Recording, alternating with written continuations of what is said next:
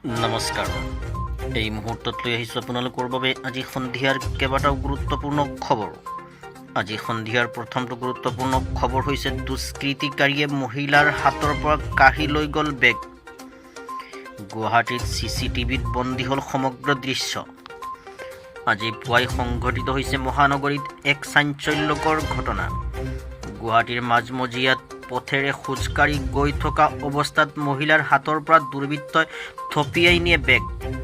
পুৱাই মহিলাগৰাকীয়ে পথেৰে খোজকাঢ়ি গৈ থকা অৱস্থাত পিছফালৰ পৰা স্কুটিৰে আহি থকা দুৰ্বৃত্তই থপিয়াই নিয়ে মহিলাগৰাকীৰ বেগটো। গুৱাহাটীৰ বেলতলাৰ চন্দন নগৰত সংঘটিত হৈছে এই ঘটনা। এখন স্কুটিত আহিছিল দুই দুৰ্বৃত্ত।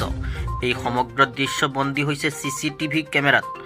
জানিব পৰা মতে চন্দন নগৰৰ এটা পৰিয়ালত বন কৰা মহিলা হিচাপে কৰ্মৰত মহিলাগৰাকী। বৰ্তমান এই ঘটনাই অঞ্চলটোত সৃষ্টি কৰিছে তীব্ৰ চাঞ্চল্য। আজি সন্ধিয়াৰ পৰৱৰ্তী বাতৰিটো হৈছে কাজিৰঙাত ভয়ংকৰ পথ দুৰ্ঘটনা।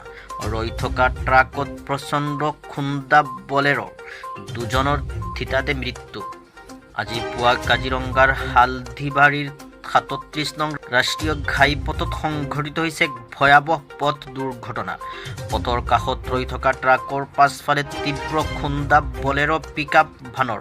দুৰ্ঘটনাটোত বলেৰো পিকআপ ভানখনৰ দুজন আৰোহী থিতাতে নিহত হয়। আনহাতে ভানখনৰ এজন আৰোহী আৰু চালকজন গুৰুতৰভাৱে আহত হয়। পিছত সংকটজনক অৱস্থাত দুজনকে চিকিৎসালয়লৈ প্ৰেৰণ কৰা হৈছে।